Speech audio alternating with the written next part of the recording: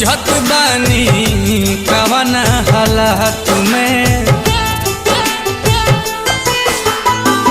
निंदियो नया वे जागी रोता निराहत में काहे नहीं खूब बूझत बानी कवन हालात में आफत में पड़ल बा पावरा